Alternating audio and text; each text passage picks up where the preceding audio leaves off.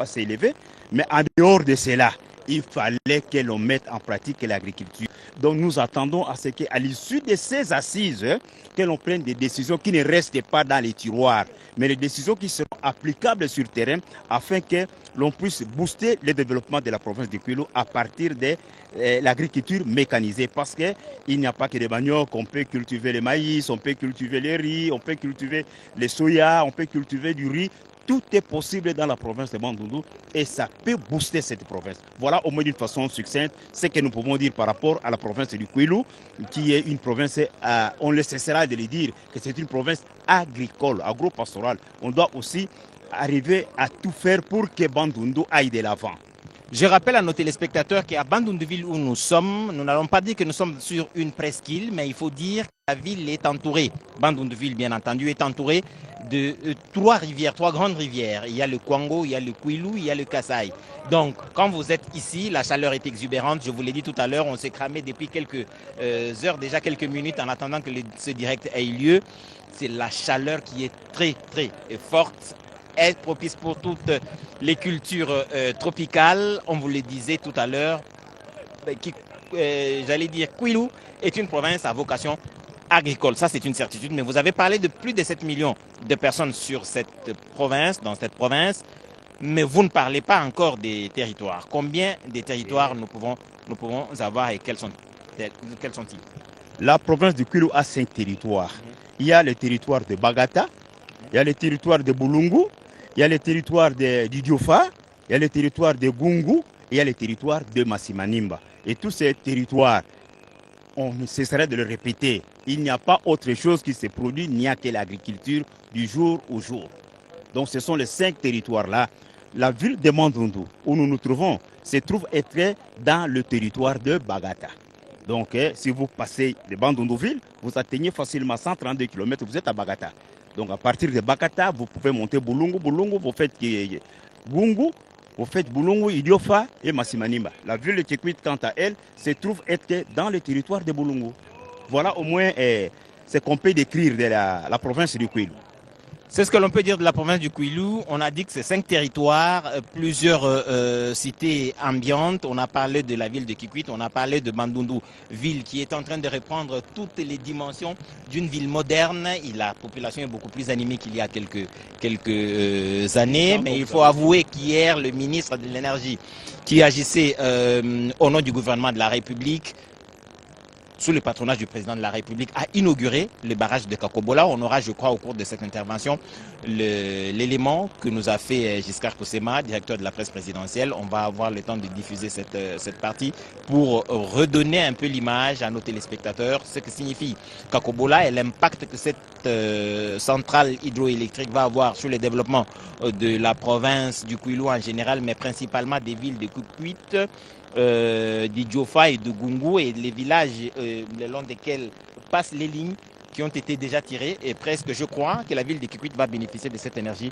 électrique et le développement tant attendu va être impulsé. Le gouvernement provincial s'attelle à donner les opportunités qu'il faut aux hommes d'affaires. Il faut quand même dire que dans cette ville, il y a les banques privées qui s'installent, mais il y a encore besoin que l'on puisse booster l'économie locale pour créer des emplois, mais surtout créer une certaine attraction dans la ville.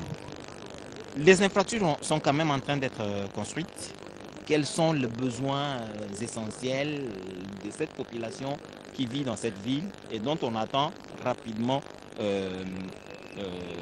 l'exécution? Je parle des infrastructures. Merci Eddy. Avant d'attaquer ça, je reviens encore sur le problème de Kikwit, dont vous avez parlé tout à l'heure. C'est un ouf de soulagement pour la grande province du Kwilu. Parce que la ville de Kikwit, depuis de longues années, n'attendait que ces courants-là. Et comme c'est déjà lancé, je vous assure que le Kikwit qui se trouve être le pôle économique de la province du Kwilu, maintenant, on peut s'attendre directement à un développement relatif à ces courant qui est lancé. Maintenant, revenons-en pour la ville de Bandundu. Pour la ville de Bandundu, vous l'avez signalé déjà, 10 ans passés, la ville n'était pas ce qu'elle est. Aujourd'hui, la ville est en train de prendre de l'essor petit à petit parce que le développement, c'est l'homme. L'homme est un facteur de développement. Et aujourd'hui, avec tout ce qui se passe, la ville de Bandundu a un problème particulier. C'est la mobilité des gens. C'est la mobilité, c'est le manque de transport.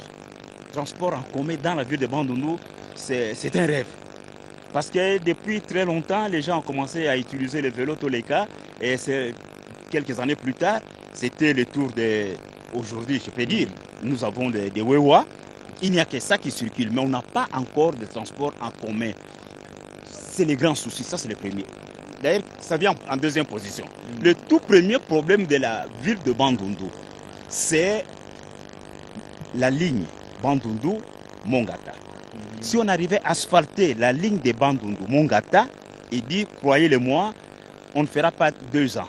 On fera Bandundu changer davantage par rapport à aujourd'hui. C'est combien de kilomètres déjà? C'est presque 250 km. Parce que Bandundu-Mongata et Bandundu-Machambio, c'est 125. Machambio, c'est 125. Donc parlons de 250 km au moins. Avec ça, si l'on arrivait à asphalter cette route, je vous dis que ça ne va pas servir tout simplement la ville de Bandundu. Mais il y a aussi la province de Maïndombe. La province de Maïndombe qui fait frontière avec la limite avec le Bandundu aura à évacuer ses biens pour la vente sur Kinshasa et ça va généralement booster le développement de la ville de Bandundu. On attend que ça. Et d'ailleurs, s'il arrivait que le chef de l'État s'adresserait à la population, la réclamation de la population ne serait que celle-là. La réclamation de la population de Bandundu, ce serait cette route. On en parle. Je crois que ceci se trouve dans le programme du gouvernement. On le fera bien entendu par l'Office des routes ou par ces autres délégués entreprises qui seront choisis pour ce faire. Mais certainement, ça doit être dans les priorités du gouvernement de la République. Je vous ai parlé il y a quelques minutes de l'arrivée du président de la République, Félix Antoine Tshisekedi, qui est arrivé au Bandundu, précisément à Bandundu-Ville. C'est à Bandundu-Ville, justement, au Kouilou. Alors, comprenez qu'on est en train de s'habituer. Est arrivé à Bandundu-Ville il y a quelques minutes. Vous allez voir que la ville s'était complètement arrêtée. Ça ressemble à exactement ce que je vous dis. La ville s'est arrêtée parce qu'il y a eu une affluence indescriptible à la... Il y a eu une ambiance électrique. Je vous laisse suivre ces images que nous propose René et Ngwangu. Nous allons suivre avec vous disons ces images que je vous décrivais tout à l'heure. Plusieurs personnalités originaires du Bandundu sont parties de Kinshasa. Certains sont partis même de l'Europe, sont arrivés ici à Bandundu-Ville pour voir le président de la République à Bandundu-Ville, l'écouter, parler aux notables, échanger avec eux. Et voilà, donc je vous disais que le chef de l'État, il est en train d'être accueilli par la délégation, comme c'est toujours le cas, une petite poignée de personnalités de la province est là pour être accueilli, pour accueillir le président de la République. Le message d'accueil prononcé par ces deux jeunes gens et le président est en train de secouer la tête, vous comprenez qu'il l'apprécie. Le mot qui a été, mot de bienvenue bien entendu, qui a été prononcé par ces deux jeunes gens. Alors le président va sortir de cet aéroport. Je vous rappelle que cet aéroport a été rapidement retapé pour pouvoir recevoir l'affluence des aéronefs. Une affluence qui n'est pas commune à la ville de Bandundu. Il fallait donc que l'aéroport soit prêté pour cette circonstance et cela a été fait. Et donc le président a atterri sans beaucoup de difficultés. Il va faire sa sortie de cet aéroport et il va être noyé dans une foule immense parce qu'elle s'est mobilisée depuis le matin pour accueillir le président de la République, Félix Antoine Tshisekedi, qui est là en train de passer les troupes en revue et la garde d'honneur qui est rangée. Le président s'incline devant l'emblème national. Il va donc sortir. Les autorités d'ici se sont rangées pour l'accueillir. Il les salue. Et là, c'est le deuxième vice-président de l'Assemblée nationale que le président salue très très chaleureusement, suivi du vice-premier ministre, ministre de l'Intérieur, Jacques Chabani, et tous les autres. C'est le vice-premier ministre de Transport, Voies de communication et désenclavement, les autres membres du gouvernement, le ministre du Plan. Je peux voir quelques-uns là-bas là-bas. Le ministre de l'Agriculture, le ministre d'État, ministre de l'Agriculture, dont je vous parlais tout à l'heure, son secteur sera au centre de cette 13e session de la conférence des gouverneurs. Et il y a aussi le ministre de la Pêche et élevage, parce qu'on va parler des ressources halieutiques au cours de cette session des gouverneurs. Vous avez dans ce pays plusieurs rivières qui ont un potentiel halieutique impressionnant, mais il y a aussi des lacs qui peuvent fournir à la République beaucoup de denrées alimentaires bio. Et là, ce sont les honorables députés. J'ai vu l'honorable Marianne Joukiana qui était dans la ligne de ceux et celles qui reçoivent le président de la République, les notables, les députés nationaux d'ici, les chefs coutumiers, la notabilité. Je vous dis que c'est une impressionnante mobilisation ici pour dire bienvenue au président de la République, Félix-Antoine Tshisekedi, très détendu. Il secoue la main des chefs coutumiers qui le reçoivent. Il va certainement avoir le temps d'échanger avec le pouvoir traditionnel. Comme d'habitude, partout où il va, il rencontre le pouvoir coutumier, il discute avec eux, il lui donne les informations de la base. Mais ces chefs coutumiers viennent tous pratiquement du premier forum national du pouvoir traditionnel organisé par le ministère de l'Intérieur, Affaires coutumières et décentralisation. Et donc le gouverneur, le président est en train de changer quelques sourires là avec le célèbre président de l'Assemblée provinciale, je crois, hein, ici au Bandundu, qui est, non, de l'Assemblée provinciale, je crois, vice-président. Hein. Ah oui, il est très célèbre sur les réseaux sociaux avec une expression assez particulière, beaucoup de gros mots, il les aligne dans son expression et cela fait très souvent plaisir à ceux qui le suivent sur les réseaux sociaux. Et donc, le président a certainement déjà suivi certaines de ses interventions. Et là, je vous parlais du bain de foule. Il est là, le président de la République. Il a fait le pied, hein, quelques mètres ou quelques kilomètres, je peux dire 2 kilomètres, quelque chose du genre. Le président a marché à pied, saluant ainsi cette population en liesse. Vous en avez donc la preuve. Saluant cette population en liesse. Guillaume Modimola, 2 minutes, il est lui, directeur adjoint. Oui, le ministre de la Communication immédiate vient de nous surprendre pendant que ce direct a lieu. Il va certainement avoir 2-3 trucs à dire. Non, j'étais en train de parler. Monsieur le ministre, on l'attrape alors qu'il vient d'arriver à Bandundu-Ville. Il y a quelques minutes certainement. Il a eu quelques heures, oui. Il a vu le bain de foule qui a accompagné le président de la République. La mobilisation a été au rendez-vous. Je crois que le président de la République, comme il le fait dans toutes les provinces, il échange avec le pouvoir coutumier. Il a quand même une grande activité ici à Bandundu-Ville. Mais évidemment, parce qu'il ne faut pas oublier qu'au-delà de la conférence de gouverneurs, le président de la République a initié ce qu'on appelle l'itinérance. Souvenez-vous qu'on a fait le tour de plusieurs provinces et c'est les tours aujourd'hui dérivés dans la province du Kwilu, spécifiquement ici dans la ville de Bandundu, autrement dit Baningville. Nous avons été avec vous, hein, témoins de cette mobilisation. La ville elle était paralysée pour accueillir le président de la République qui, quand il arrive, évidemment, il arrive avec des bonnes nouvelles. Les bonnes nouvelles aussi, c'est au-delà de tout ce qui s'est fait déjà comme travaux dans la voirie, mais c'est aussi le temps que le président de la République va prendre pour échanger notamment avec la notabilité, entendre les populations d'ici et voir comment trouver des solutions. Ça, c'est le premier point. Mais l'autre point, c'est de dire que en fait, Baningville sera jusqu'au week-end la capitale de la République démocratique du Congo. Parce que autant nous, les membres du gouvernement, nous aurons notre conseil de ministres ici vendredi, autant par exemple tout le conseil de sécurité se trouve ici à Baningville. C'est de dire aussi le point important que ces genres de rencontres représentent. Nous avons tout le Congo qui afflue ici, ça recrée de l'activité et c'est la preuve justement de cet engagement collectif que nous avons derrière le président de la République pour contribuer au développement de chacune de nos provinces tel que ce sera développé dans la conférence de gouverneurs.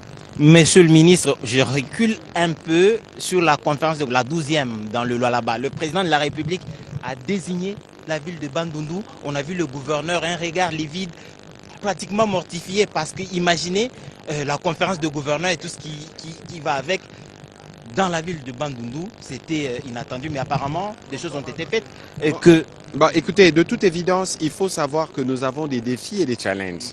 Et qu'on ne vous trompe pas, il n'y a aucune province qui ne connaisse pas des défis. D'ailleurs, le gouverneur, il est là. Il pourra peut-être lui-même vous dire quelques mots. Parce que nous aurons sûrement, au-delà de la cérémonie tout à l'heure, un briefing où on aura l'occasion de rappeler les contenus, mais je pense que le gouverneur est peut-être bien placé pour vous dire les secrets qu'il a d'organiser ces assises ici à Baninville, dit Bandundu pour les plus jeunes. Merci, monsieur le ministre. Monsieur le gouverneur, nous sommes finalement à Bandunduville, reporté à plusieurs reprises pour plusieurs raisons. Finalement, la province va accueillir cette 13e conférence des gouverneurs. Je crois que quand le président de la République désignait la ville de Bandundu à Kolwezi l'année dernière, c'était pas très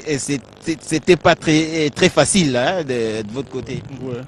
Bon, c'était pas très facile. J'étais investi le 2 juin et le 3 juin, j'ai quitté ici pour la conférence des gouverneurs à Kolwezi et j'ai été pratiquement saisi au cou. La conférence a été retenue, mais je crois que je ne me suis pas beaucoup trituré les ménages parce que je savais que l'une des qualités d'un gouverneur, c'est qu'un gouverneur doit être un planificateur. Donc la conférence des gouverneurs, c'était un problème. Alors par rapport à ces problèmes, il fallait dégager les objectifs, dégager les stratégies, dégager les activités et puis y aller. C'est ce que nous avons fait calmement. On connaissait ce que nous devons faire comme activité par rapport à tout ça. La première activité, c'est qu'il faut signer un arrêté, créer un comité d'organisation de la conférence avec des commissions. Donc les responsables des commissions étaient déjà responsabilisés. Ils faisaient des réunions, ils remontaient vers moi et moi j'agissais, je cherchais des ressources et c'est comme ça qu'on est arrivé jusqu'à ce niveau. Et là où j'ai apprécié, c'est l'évaluation. On a fait ce qu'on pouvait faire, mais le niveau national est venu nous évaluer.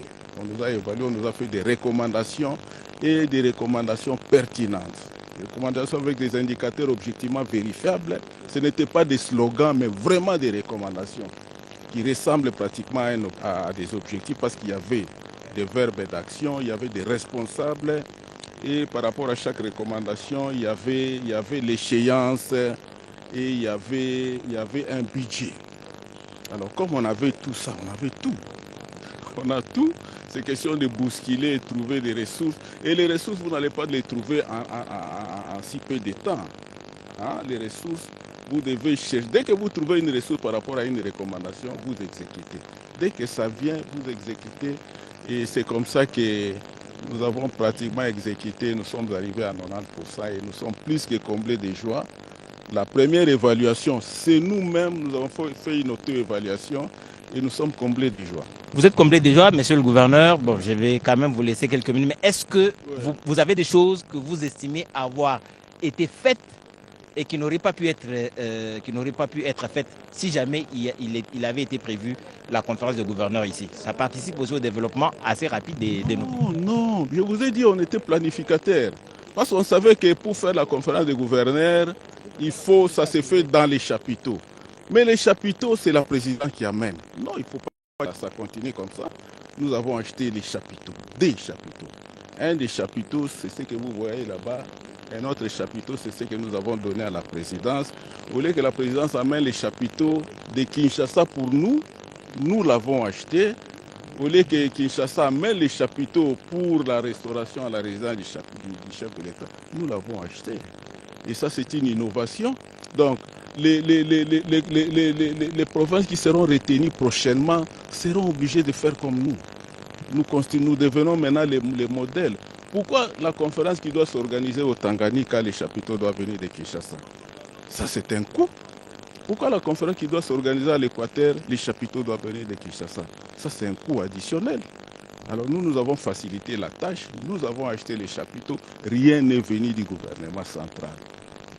Bravo, monsieur le gouverneur. Nous vous aurons au cours de cet échange, au cours du briefing, bien entendu. Et donc, j'étais en train d'appeler tout à l'heure Guillaume Modimola pour que nous ayons 2-3 minutes sur cette arrivée du président de la République dans la ville de Bandundu. Le chef de l'État est arrivé, la population. Et je crois que la caméra de Junior Kufunzuka nous permettra de voir dans une certaine mesure l'affluence qu'il y a ici autour du gouvernorat de la province du Kwilu. Mais il faut dire quand même que c'est une population accueillante, une population très enthousiaste à l'idée de voir le président de la République des visu, Fathi Béton, dont on a entendu parler ici à Bandundouville, que l'on voit aujourd'hui, et des visu, comme je l'ai dit. Oui, Edi Tchala, on a vu tous cet engouement. On croira à peine que c'est une ville de 150 000 habitants, la ville de Bandundu.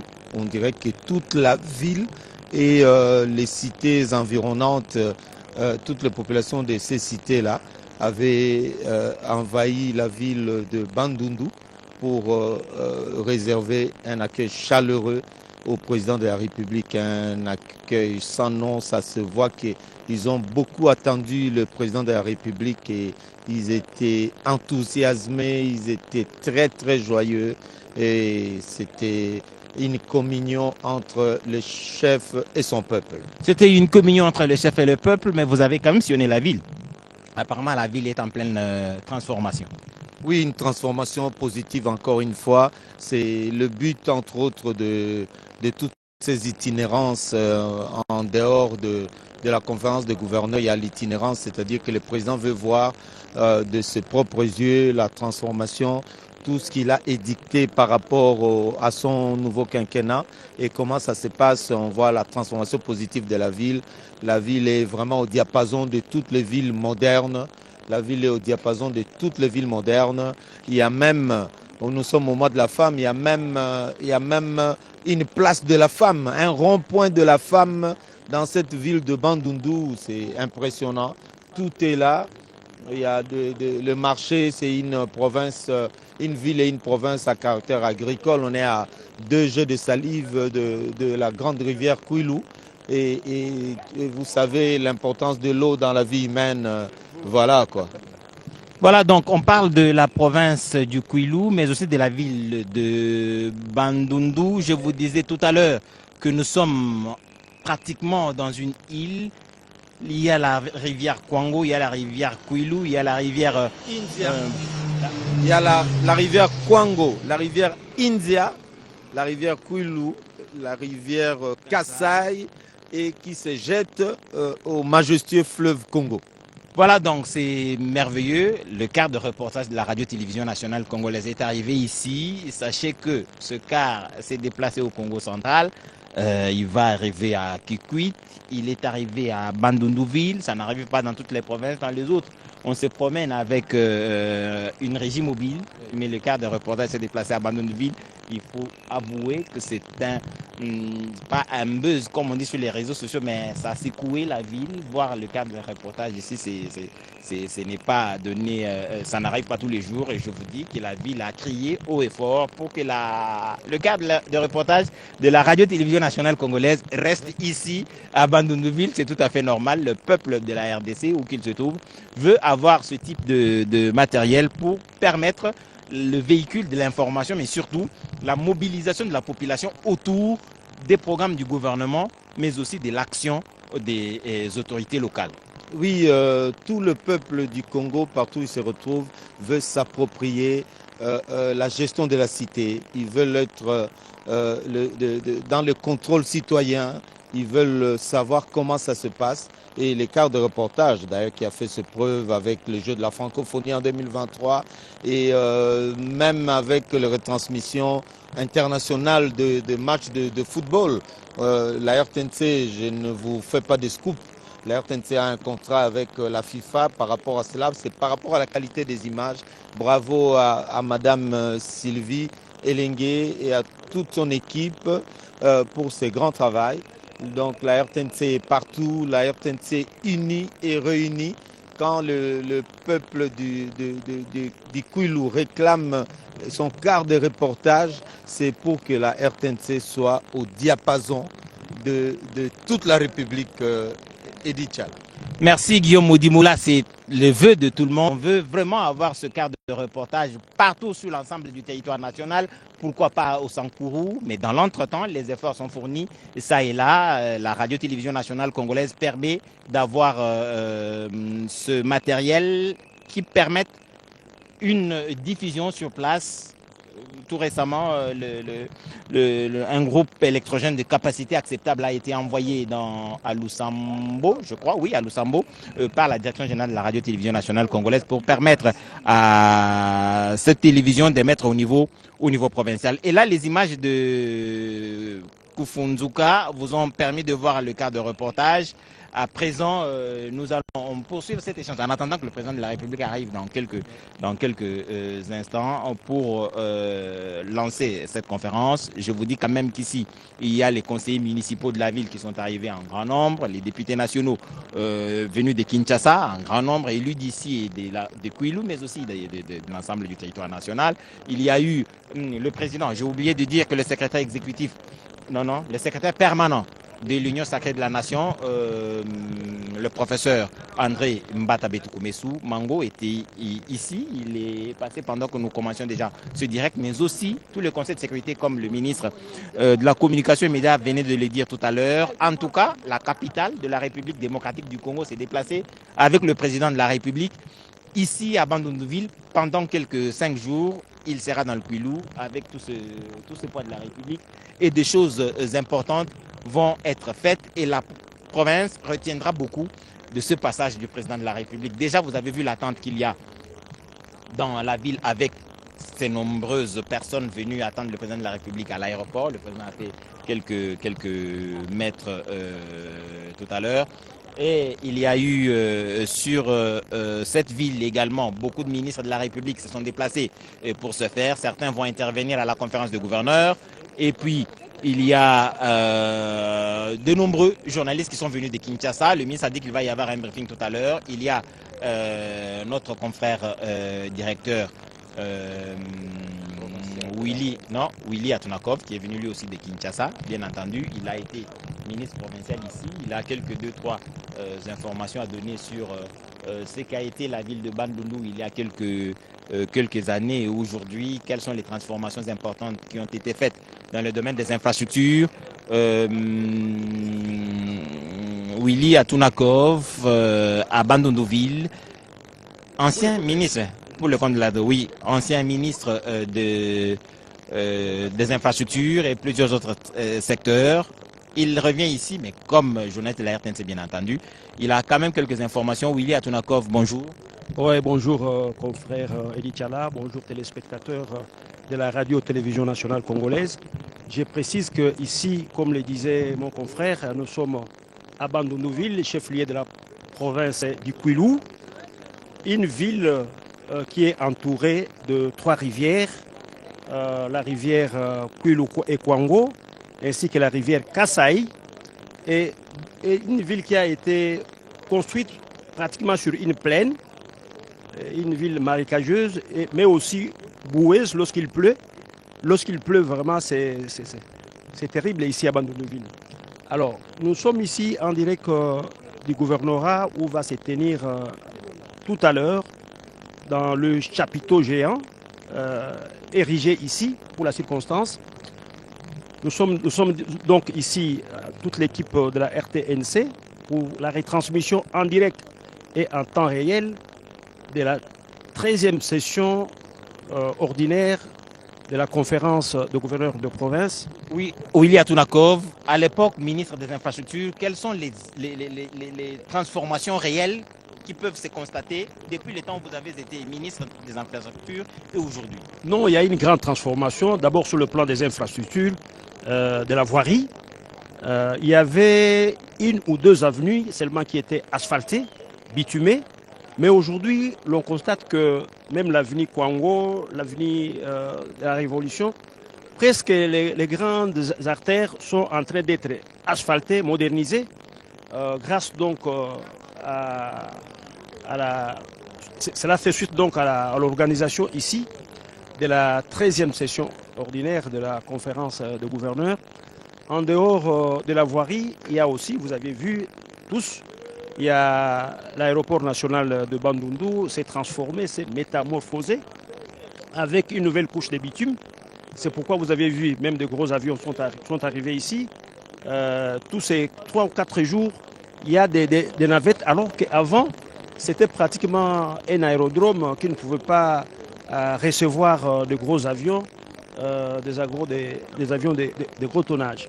En dehors des infrastructures portuaires de la voirie, il y a également les transports. À l'époque, il n'y avait que des vélos, quelques motos, peu de voitures, mais aujourd'hui, la circulation est devenue tellement intense. On n'a pas seulement de Jeep 4x4, mais on a aussi des voitures, on a aussi quelques bus, et surtout avec l'arrivée de la délégation de Kinshasa, une délégation estimée à plus de 2000 personnes, qui aujourd'hui est quand même capable d'accueillir plus de 1000 personnes avec des hôtels. À l'époque, il y a 2-3 ans, il n'y avait pas des infrastructures hôtelières comme aujourd'hui.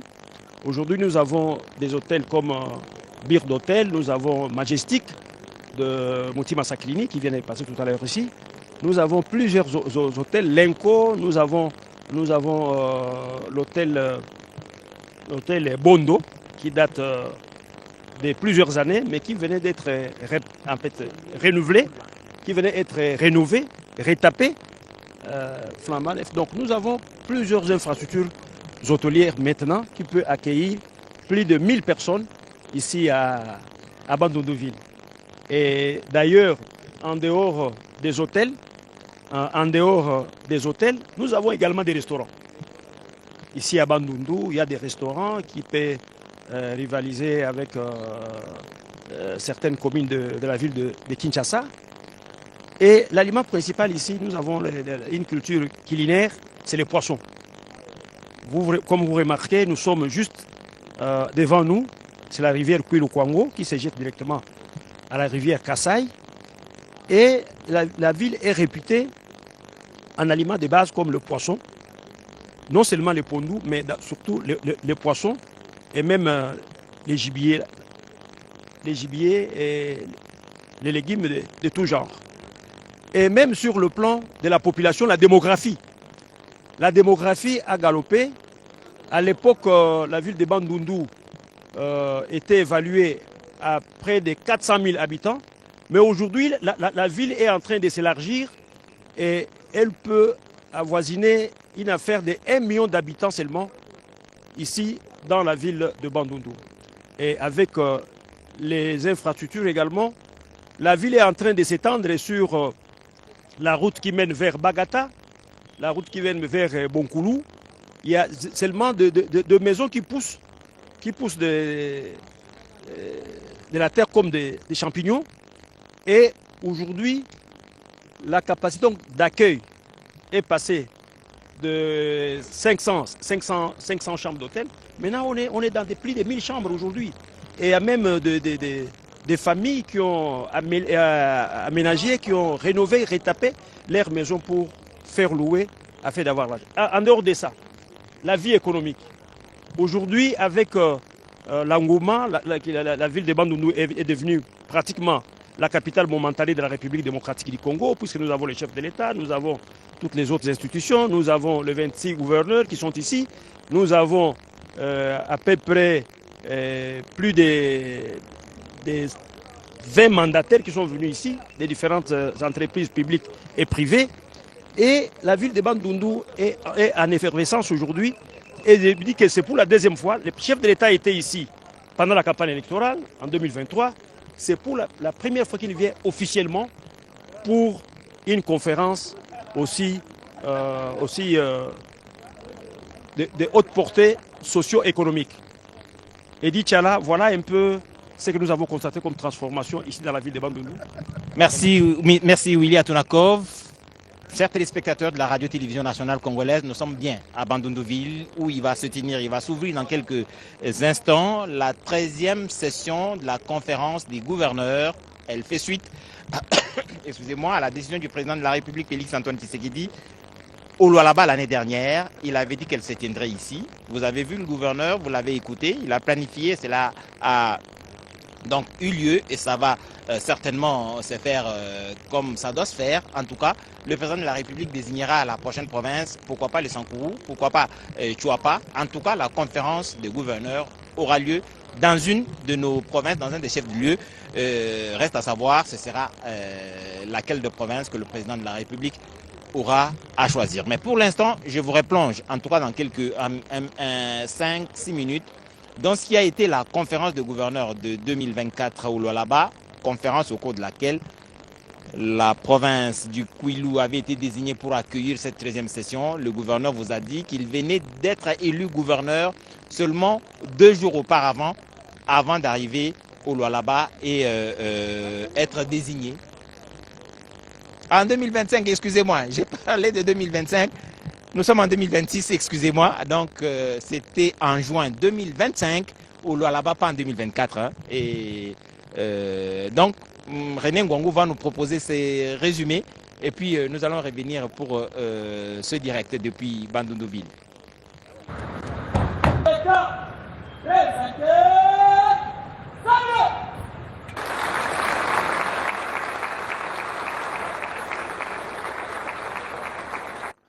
La 12e conférence des gouverneurs de province Lualaba 2025 a vécu à Kolwezi.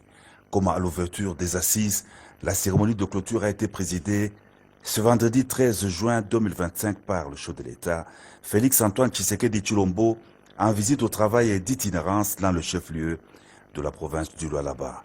Assisté par la première ministre Judith Suminwa, vice-présidente de la conférence, les gouverneurs de 26 provinces du pays ont débattu du 10 au 13 juin des questions d'intérêt vital de leur juridiction au cours de cette conférence placée sous le thème « La santé, facteur de la cohésion sociale et du développement durable ».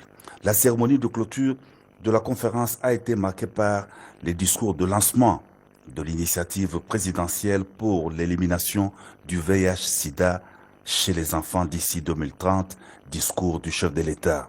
L'événement a coïncidé ce vendredi 13 juin avec l'anniversaire du président de la République, une occasion pour le gouverneur de province et toute l'assistance de souhaiter à l'unisson un joyeux anniversaire au chef de l'État Félix-Antoine Tshisekedi Tshilombo.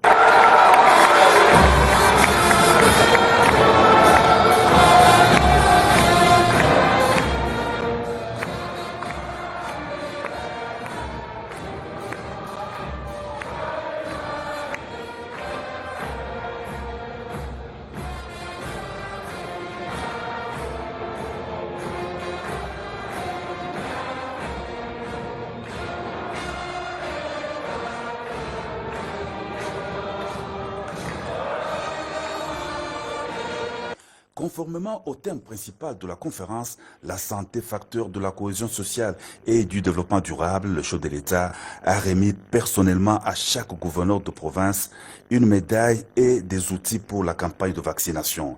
Il a été aussi décerné des trophées aux responsables de 3 provinces qui se sont distingués dans la campagne de vaccination des enfants, à savoir les gouverneurs du Tanganyika, du Olomami et du Lualaba.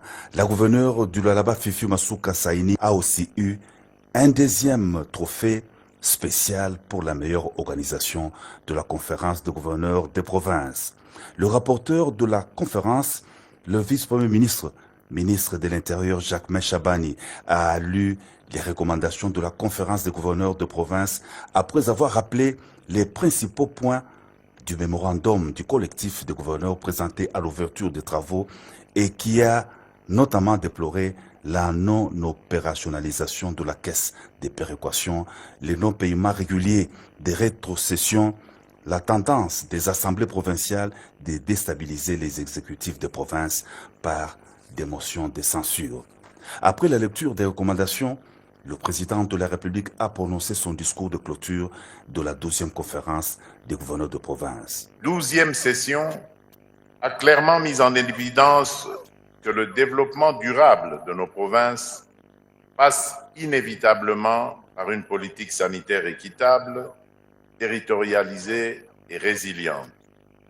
Cela implique notamment assurer à chaque Congolais, indépendamment de son âge, de sa condition sociale ou de sa localisation géographique, l'accès à des soins de santé sans risque de ruine financière, renforcer l'offre de soins primaires jusqu'aux territoires les plus éloignés et les entités coutumières isolés, investir massivement dans la formation et la répartition équitable des professionnels de santé, promouvoir activement la participation des communautés locales à la gouvernance sanitaire, inscrire la santé au cœur de toutes nos politiques publiques transversales, depuis l'éducation jusqu'à l'emploi, en passant par l'alimentation et l'environnement. Je m'engage à veiller à ce que les recommandations issues de vos travaux soient traduites en actions concrètes et suivies rigoureusement. Le président de la République a rassuré sur le suivi des recommandations pertinentes des gouverneurs de province qui sera assuré par les directeurs de cabinet du chef de l'État.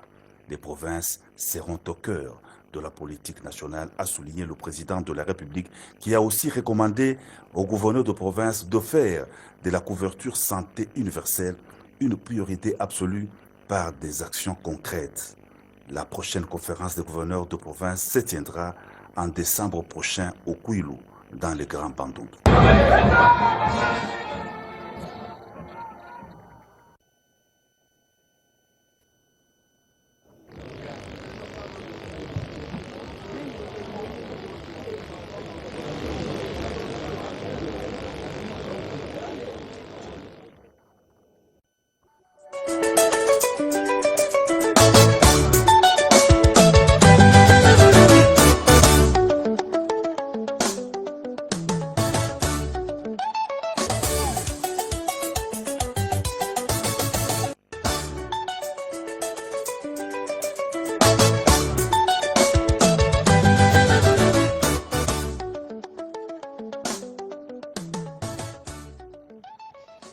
C'était donc la 12e conférence des gouverneurs que vous veniez de suivre. Et c'était donc l'anniversaire du président de la REC, Antoine Tshisekedi, ce qui a justifié ces moments consacrés à cet anniversaire du président de la République. Donc c'était une heureuse coïncidence. Nous sommes au mois de mars à Bandunduville justement où cette conférence, cette 13e va se tenir et là pour thème transformation du secteur agricole, halieutique et pastoral et du développement rural et connexion aux marchés urbains. Ceci impose un travail acharné des gouverneurs. Il faudrait acheminer les produits agricoles, les produits halieutiques, les produits pastoraux à des grands centres de consommation. Cela impose la construction de routes de dessert agricoles. Je crois que ça va être débattu au cours de cette 13e conférence des gouverneurs. Dire construire des routes, c'est dire qu'il faut chercher de nouveaux financements, des financements innovants. On en parle justement dans cette conférence des gouverneurs. Il faudrait une gouvernance responsable, une gouvernance basée sur les résultats, beaucoup d'efficience dans la dépenses publiques. Il faudrait que tout cela se fasse sous le contrôle des institutions publiques qui ont en charge le contrôle des finances publiques. Et les gouverneurs auront donc, chacun d'entre eux aura quand même le temps d'expression, 5 minutes pour parler de sa province, les différents défis qui se posent au développement de sa province. Il va en tout cas, chaque gouverneur rappellera au moins le taux d'exécution des recommandations de la dernière conférence des gouverneurs, la 12e. Il s'agissait cette fois-là de mettre l'accent sur la santé, la République, le pays étant sur un engagement de couverture santé universelle, vision du président de la République. Alors chaque gouverneur devrait relever le niveau du budget consacré à la santé. Cette fois, ce sera question de relèvement des allocations budgétaires d'environ 10 à 20% pour le secteur de l'agriculture. Il faudrait que le gouverneur prenne cet engagement. Il faudrait redynamiser les centres agricoles de production de semences améliorées.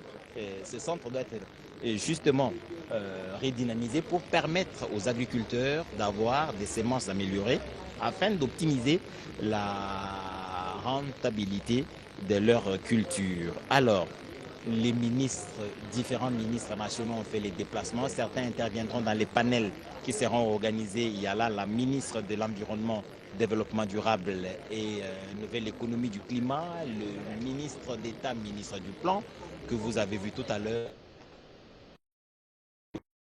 des ressources halieutiques, le ministre de la Pêche et Élevage. Et ici, il aura certainement un panel au cours duquel il va s'exprimer, expliquer les politiques nationales, dire au gouverneur comment il devrait procéder, mais aussi évoquer la question des bateaux de pêche qui sont arrivés en République démocratique du Congo. Certains sont encore en construction et je crois qu'il y aura ils seront dispatchés à travers les rivières, mais aussi les lacs de la République démocratique du Congo pour permettre au peuple de notre République d'avoir une nourriture, mais d'avoir à manger bio. Sinon,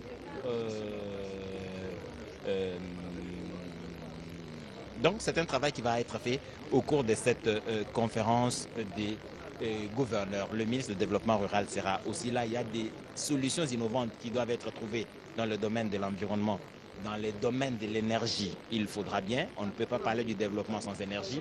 Cela se fera convenablement. Je pense que chaque ministre qui prendra parole au panel a bien préparé ces présentations selon les spécificités de nos provinces respectives. Il y en a 26. Alors chaque province va avoir une spécificité dans un domaine ou dans un autre. L'Équateur est une province agricole, mais aussi avec des ressources halieutiques importante. La province du Tanganyika est une province minière, elle est agricole, mais elle est aussi en même temps disposant des ressources halieutiques importantes. Les bateaux de pêche qui ont été commandés par la République auront certainement à occuper cette partie du pays avec des productions intenses de produits halieutiques. Voilà donc que dans cet environnement, le président de la République va pouvoir venir pour lancer cette conférence de gouverneurs. Il prononcera certainement un discours qui va définir le cadre, mais surtout fixer les objectifs de cette conférence. On rappellera quand même que le ministre de l'Intérieur, Sécurité et Décentralisation Affaires coutumières, qui est d'office secrétaire permanent de cette conférence, va prendre la parole pour rappeler les recommandations de la fois dernière, mais aussi expliquer le contexte dans lequel se tient cette conférence, cette 13e, comme celle de l'année dernière. Le pays est sous occupation étrangères. Le Rwanda n'a cessé d'enquiquiner la République démocratique du Congo dans cette partie est de notre pays, où les gouverneurs militaires du Nord Kivu et le gouverneur militaire de l'Ituri, province sous état de siège, ces gouverneurs sont en train de se battre pour redonner la quiétude qu'il faut aux populations de la République démocratique du Congo, afin que celles-ci vaquent tranquillement à leurs occupations respectives. Il y a aussi le professeur Poroussi du Sud Kivu qui est arrivé ici, lui dont le chef-lieu a été momentanément déplacé à Uvira à cause de cette barbarie du Rwanda qui a assiégé les provinces, les parties des provinces du Nord et du Sud Kivu. Et donc c'est dans ce contexte-là que cette conférence de gouverneurs se tient. Et donc les préoccupations sont encore les mêmes. Vous avez le ministre d'État, ministre de Développement rural, le ministre en charge des infrastructures qui était là sur vos écrans tout à l'heure. Chacun a une part importante à donner à cette conférence de gouverneurs. Mais nous sommes dans la province du Kwilu, où on parle Kikongo. On n'en a pas parlé depuis. Il faudrait que les téléspectateurs locuteurs de la langue Kikongo on résume pour eux plus ou moins ce qui a été fait depuis le début. Le président de la République est arrivé à Bandundu-Ville, un bain de foule impressionnant. La conférence de gouverneurs va se tenir tout à l'heure. Elle a pour thème la transformation du secteur agricole, halieutique et pastoral et du développement rural et connexion au marché urbains, ça concerne le peuple d'Amba, le peuple du Congo profond. Mais il faudrait bien que ce peuple entende et comprenne ce qui s'est fait ici à Kikwil. Ça s'est fait pour l'ensemble de la République. Et là, c'est le ministre de l'Agriculture, ministre d'État, ministre de l'Agriculture et Sécurité alimentaire qui va avoir une part importante ici à cette conférence parce que c'est son secteur qui est placé dans le thème, la transformation agricole et tout ce qui va avec. Et donc, les locuteurs de la langue Kikongo attendent de comprendre qu'est-ce qui s'est passé, qu'est-ce qui va se faire et quel est l'avantage d'avoir cette conférence ici, à Bandundu-Ville, dans la province du Kwilu. Merci Dichala, on est bilingue, on va utiliser toutes les langues. Ce sont les langues qui se parlent ici chez nous. Bana ya Bundu, bana ya ville ya Bandundu, bana province ya Kwilu. Betfana za bande tout kabilumwa meluta, bango na meluta, yo lo mama ke conférence le kutakano nene ya ba gouverneur ya province kusalama awa na kati ya Mbanza na betu ya Bandundu.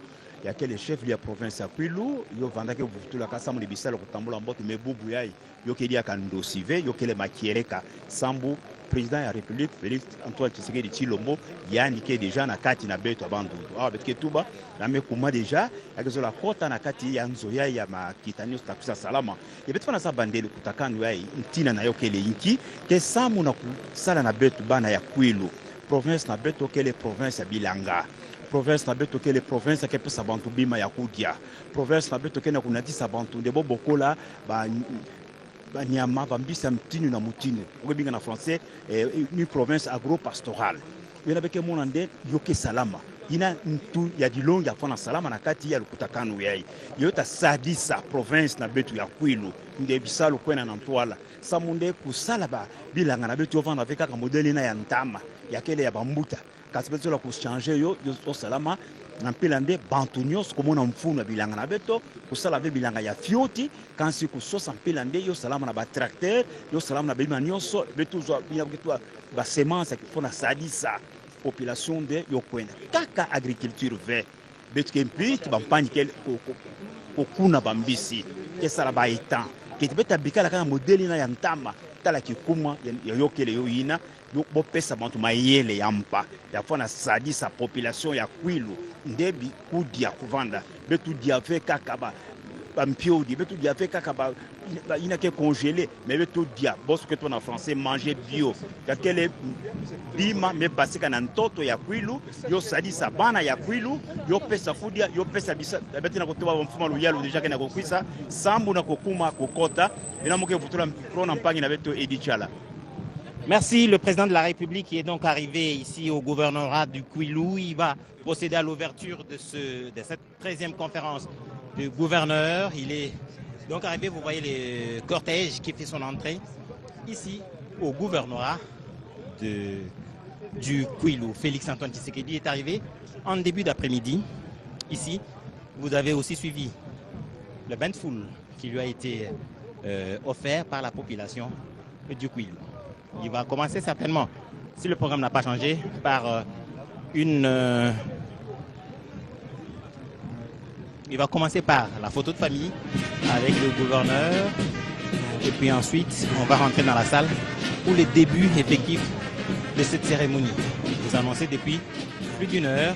Félix Antoine Tshisekedi est là. La photo de famille, bien entendu, va être prise. Le président de la République, la première ministre, le gouverneur hôte, le gouverneur de la ville de Kinshasa, le vice-premier ministre, ministre de l'Intérieur et le gouverneur des 26 provinces de la République démocratique du Congo.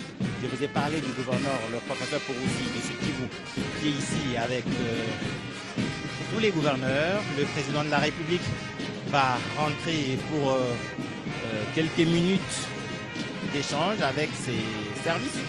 Pendant ce temps, les gouverneurs, la première ministre en chef du gouvernement, le vice-premier ministre, ministre de l'Intérieur et tous les 26 gouverneurs des 25 provinces plus la ville de Kinshasa vont revenir dans la salle pour le début effectif de cette cérémonie que nous attendions depuis plusieurs mois. Vous vous rappelez, elle a été reportée le début de cette conférence à plusieurs reprises. Et finalement,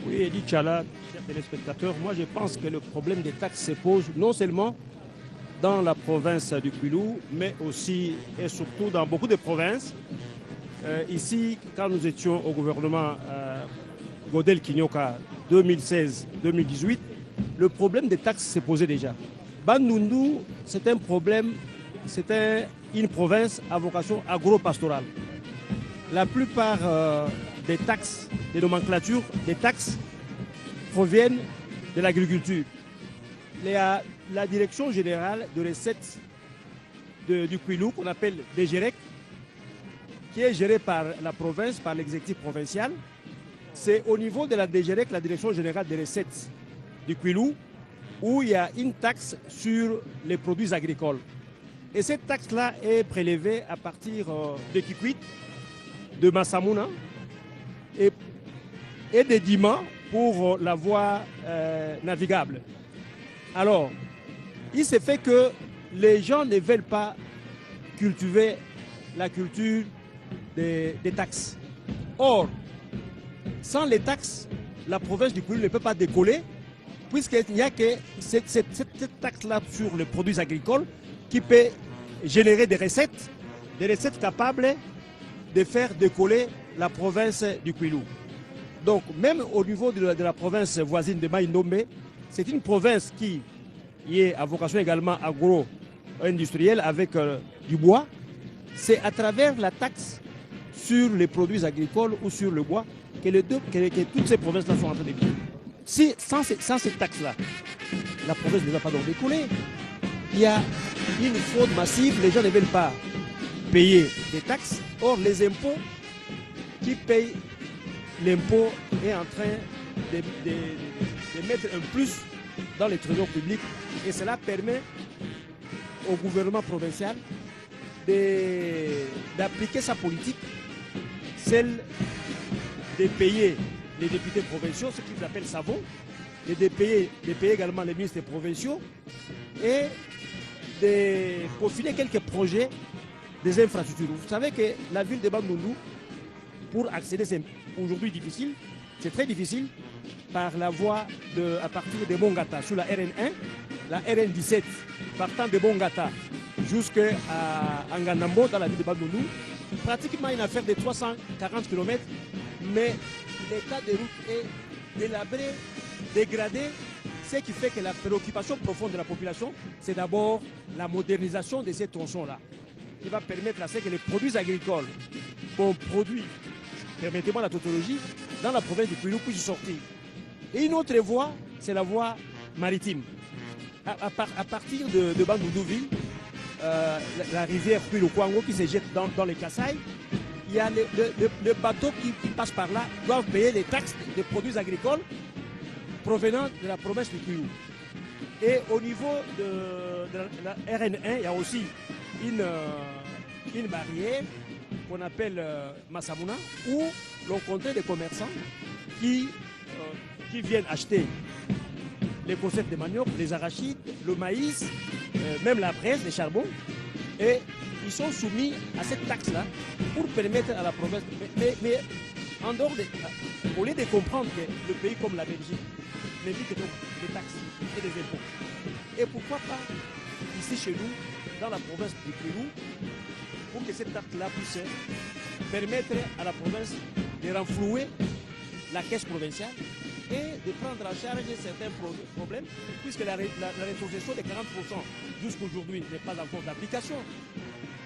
Et la province est démunie de ses moyens pour payer son personnel au niveau du gouvernorat, au niveau de l'Assemblée provinciale, et pourquoi pas pour réaliser certains projets à impact réel et visible. Merci Willy Atunakov, mais il faudrait très souvent rappeler que les taxes et les impôts ne devraient pas être mobilisés pour le paiement forcément de ceux qui travaillent au gouvernorat, sinon ça va donner l'impression que les taxes sont collectées pour engraisser ceux qui sont au pouvoir, ce qui justifie la finance en politique et la volonté de devenir soit député provincial, soit ministre provincial, soit gouverneur, quelque chose du genre. Il faudrait bien que l'argent qui se mobilise au niveau provincial contribue au développement local, à la création ou à la réalisation des projets structurants, des projets qui permettent le désenclavement, la possibilité pour les villageois, pour les agriculteurs de l'intérieur du pays d'acheminer leurs produits dans le centre urbain de consommation. Ça devrait être cela le sens premier des recettes au niveau provincial. Il faudrait d'ailleurs que la rétrocession sur laquelle on revient assez souvent à chaque conférence de gouverneurs, la question se repose avec acuité et je pense que l'on finira par trouver une solution pour que ceci se fasse de manière automatique. Il n'est même pas prévu une rétrocession.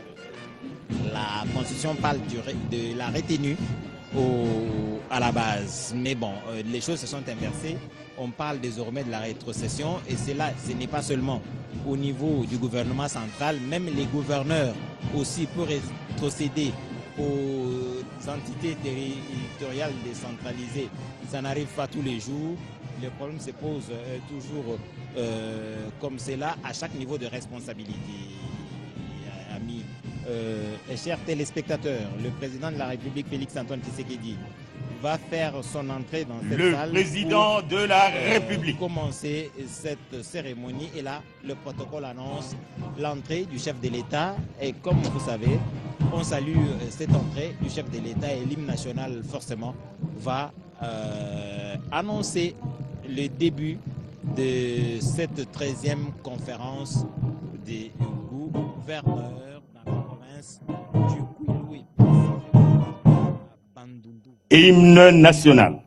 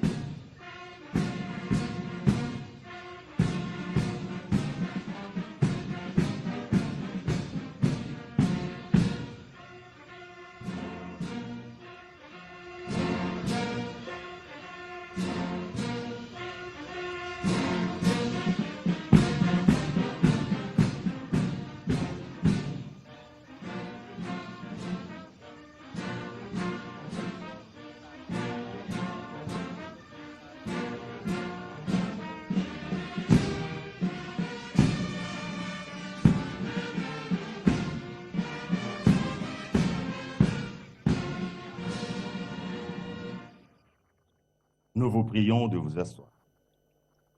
Merci.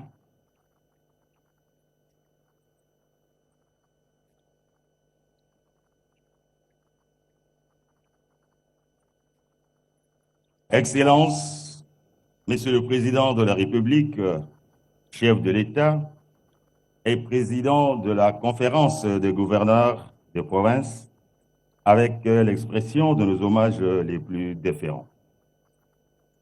Honorable président de l'Assemblée nationale, honorable président du Sénat, Madame la Première ministre, chef du gouvernement, honorables députés et sénateurs, Madame et Messieurs les ministres, membres du gouvernement, Mesdames et Messieurs les secrétaires généraux de l'administration publique, Monsieur l'inspecteur général de la territoriale, Monsieur l'inspecteur général de la police nationale congolaise, honorable président des assemblées provinciales, Mesdames et Messieurs, pour Madame et Messieurs les gouverneurs de province, Mesdames et Messieurs, distingués invités. Excellences, Monsieur le Président de la République, avec l'expression de nos hommages renouvelés. La 13e session de la conférence des gouverneurs de province, qui se tient sous votre haut patronage à Bandundu du 24 au 28 mars 2026 dans la province de Kwilu prévoit le programme d'ouverture de la manière suivante. 1. Mot d'accueil du gouverneur de la province de Kwilu. 2. Lecture du mémorandum des gouverneurs par le gouverneur du Sud Kivu. 3. La motion de soutien au président de la République, chef de l'État et président de la conférence des gouverneurs de province par la gouverneure de Lualaba. Enfin, interviendra votre allocution d'ouverture et d'orientation. Avec votre autorisation, Excellence, Monsieur le Président de la République, nous invitons Monsieur le gouverneur de Kwilu à prendre la parole. Monsieur le gouverneur.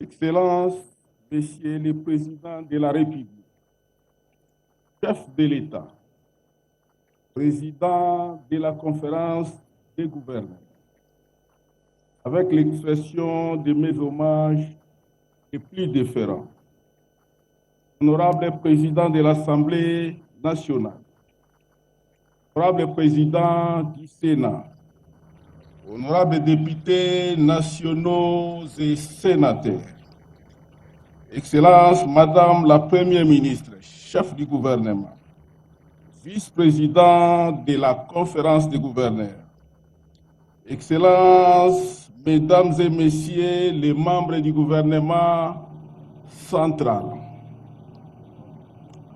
Excellence, Messeigneurs, les évêques, les diocèses d'Idiofa, de Kenge, honorable président des assemblées provinciales, honorables députés provinciaux, Madame et Messieurs les gouverneurs des provinces et chers collègues, Excellences, Mesdames et Messieurs les membres du gouvernement provincial du Kwilu, Excellences, Mesdames et Messieurs les ministres provinciaux de l'agriculture, chez les développements rural,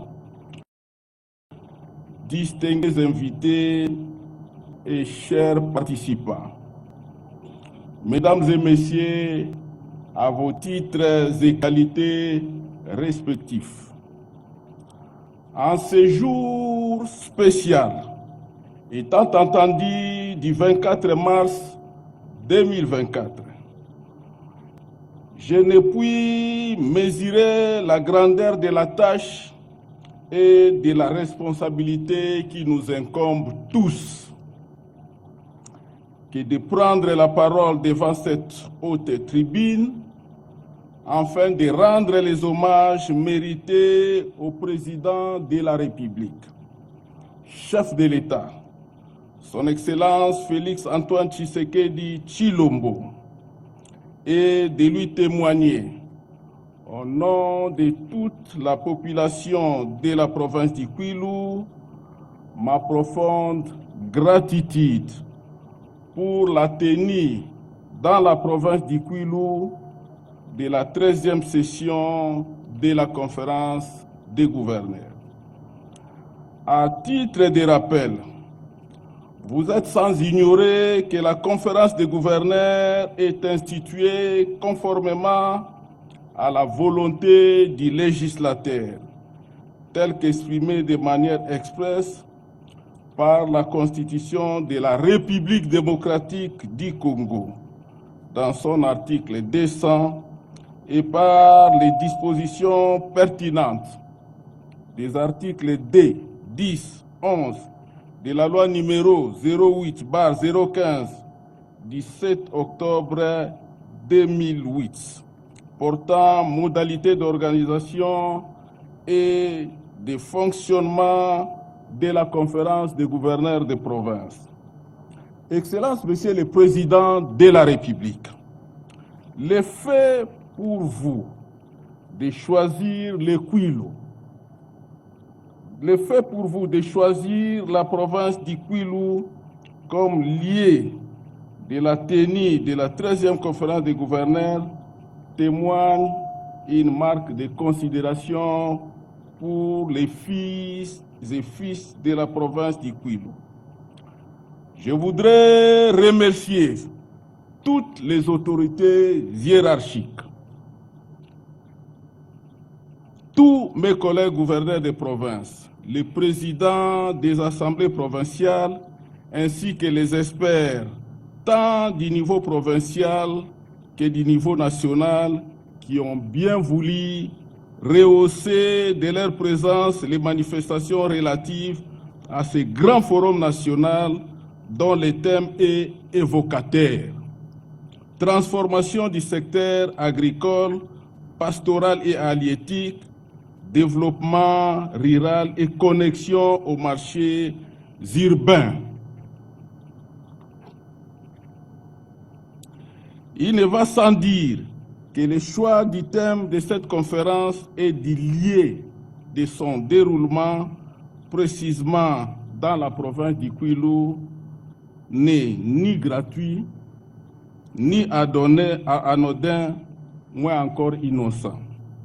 Il s'agit, à mon humble avis, d'un choix longuement réfléchi, délibéré et stratégique. C'est dont, Excellence, Monsieur le Président de la République, toute la population du Kwilu vous restera à jamais reconnaissante.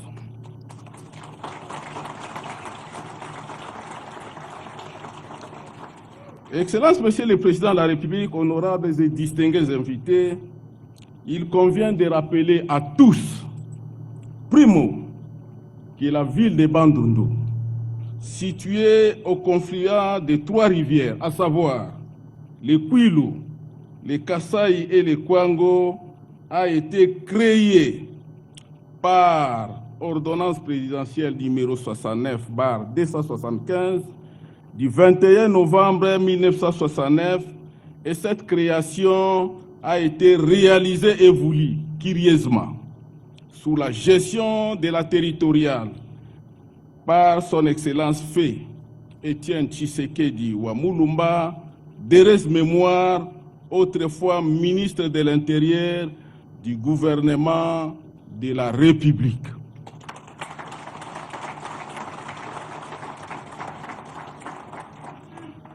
Secondo, permettez-moi, Excellence, Monsieur le Président de la République, de faire une incise en rappelant à l'intention de nos invités et pour les besoins de la cause, comme d'aucuns le savent déjà, que la ville de Bandundu, siège des institutions de la province, a depuis toujours déjà été acquise à la cause des forces du changement, les forces du changement. Autrefois parlait Étienne Tshisekedi Wamulumba, le père de la démocratie congolaise. Tenez qu'en 2011, les Sphinx délimité, opposant farouche au régime dictatorial et en pleine campagne électorale dans la ville de Bandundu, avait donné un mot d'ordre à la population locale pour voter les candidats de son obédience et de son choix comme député national. La population de Bandundu, ici présente, a suivi à plus de 80% ces mots d'ordre en donnant l'unique siège de la ville à un député élu de l'IDPS. Soit de l'opposition, 2 fois consécutivement. Pas plus qu'à la législature actuelle, après votre passage ici, dans la ville de Bandundu, en présentiel et en pleine campagne électorale, accompagné de la très distinguée Première Dame